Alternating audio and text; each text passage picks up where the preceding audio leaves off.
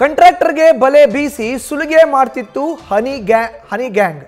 ಮನೆಗೆ ಬನ್ನಿ ಅಂತ ಕರೆದು ಕಾಂಟ್ರಾಕ್ಟರ್ಗೆ ಶಾಕ್ ಕೊಟ್ಟಂತ ಯುವತಿ ಜೊತೆ ಇದ್ದಾಗಲೇ ಪೊಲೀಸರು ಅಂತ ಅಪರಿಚಿತರು ಎಂಟ್ರಿಯನ್ನ ಕೊಡ್ತಾ ಇದ್ರಂತೆ.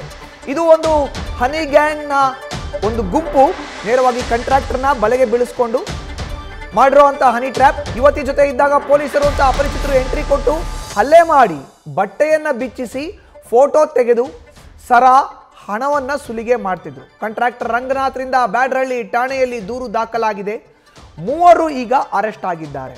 ಹನಿ ಟ್ರ್ಯಾಪ್ ಮಾಡ್ತಿದ್ದಂತ ಗ್ಯಾಂಗ್ನ ಸದಸ್ಯೆ ನಯನಾಳಿಗಾಗಿ ಪೊಲೀಸರು ಈಗ ಬಲೆ ಬೀಸಿದ್ದಾರೆ.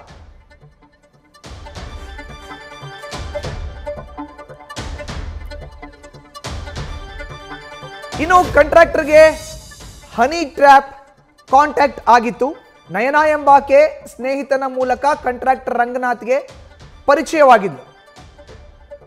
ಮಗುವಿಗೆ ಹುಷಾರಿಲ್ಲ ಅಂತ ಹೇಳಿ 5-10 ಸಾವಿರ ರೂಪಾಯಿ ಹಣವನ್ನ ಹಾಕಿಸಿಕೊಂಡಿದ್ಲು. ಆದ ಬಳಿಕ ಡಿಸೆಂಬರ್ 9ರಂದು ಬೆಳಗ್ಗೆ ಬೈಕ್ನಲ್ಲಿ ಮಾಗಡಿ ರಸ್ತೆಯಲ್ಲಿ ಹೋಗ್ತಾ ಇದ್ರು ಕಾಂಟ್ರಾಕ್ಟರ್ ರಂಗನಾಥ್. ಆಗ ಹಿಂದೆ ಸ್ಕೂಟರ್ನಲ್ಲಿ ಬಂದು ರಂಗನಾಥನ್ನ ಮಾತಾಡಿಸಿದ್ರು ನಯನ. ಇಲ್ಲೇ ಮನೆ ಇದೆ, ಟೀ ಕುಡಿದ್ಕೊಂಡು ಹೋಗಿ ಅಂತ ಮನೆಗೆ ಕರೆದುಕೊಂಡು ಹೋಗಿದ್ಲು ಕಾಂಟ್ರಾಕ್ಟರ್ ರಂಗನಾಥನ್ನ ನಯನನ್ನ ನಂಬಿ ಮನೆಗೆ ಹೋಗಿ ಆಕೆ ಜೊತೆ ಮಾತನಾಡ್ತಿದ್ರು ಕಾಂಟ್ರಾಕ್ಟರ್ ರಂಗನಾಥ್.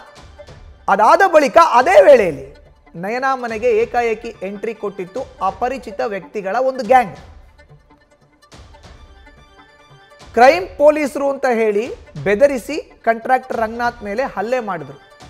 ಬಟ್ಟೆಯನ್ನು ಬಿಚ್ಚಿಸಿ ಫೋಟೋ ತೆಗೆದು 2 ಲಕ್ಷ ರೂಪಾಯಿ ಕೊಡುವಂತೆ ಡಿಮಾಂಡ್ ಅನ್ನು ಮಾಡಿದ್ರು. ಚಿನ್ನದ ಸರ, 29 ಸಾವಿರ ಕ್ಯಾಶ್, 26 ಸಾವಿರ ರೂಪಾಯಿ ಫೋನ್ ಪೇನ ಪಡ್ಕೊಂಡು ಅಲ್ಲಿಂದ ಆ ಗ್ಯಾಂಗ್ ಪರಾರಿಯಾಗಿತ್ತು. ನಯನಾಗೆ ಕರೆ ಮಾಡಿ ದೂರು ಕೊಡೋಣ ಬಾ ಅಂತ ಕರೆದಿದ್ರು ಕಾಂಟ್ರಾಕ್ಟರ್ ರಂಗನಾಥ್. ಆಗ ಡ್ರಾಮಾ ಶುರು ಮಾಡಿ ರಂಗನಾಥ್ಗೆ ಬ್ಲ್ಯಾಕ್ ಮೇಲ್ ಮಾಡಿದ್ರು ನಯನ. ಬಳಿಕ ವಕೀಲರ ಜೊತೆ ಚರ್ಚಿಸಿ ಪೊಲೀಸರಿಗೆ ದೂರನ್ನ ನೀಡಿದ್ರು ಕಾಂಟ್ರಾಕ್ಟರ್ ರಂಗನಾಥ್. ಬ್ಯಾಡರಹಳ್ಳಿ ಪೊಲೀಸ್ ಠಾಣೆಯಲ್ಲಿ ಪ್ರಕರಣ ದಾಖಲಿಸಿದ್ದಾರೆ ಕಾಂಟ್ರಾಕ್ಟರ್ ರಂಗನಾಥ್. ಈಗ ತನಿಖೆ ವೇಳೆ ನಯನ, ಮೋಹನ್, ಸಂತೋಷ್ ಮತ್ತಿಬ್ಬರು ಈ ಕೃತ್ಯವನ್ನ ಮಾಡಿರೋದು ಬಯಲಾಗಿದೆ. ಅದರಲ್ಲಿ 3 ಈಗ ಅರೆಸ್ಟ್ ಆಗಿದ್ದಾರೆ. ನಯನಾಳಿಗಾಗಿ ಬಲೆಯನ್ನ ಬೀಸಿದ್ದಾರೆ ಪೊಲೀಸರು.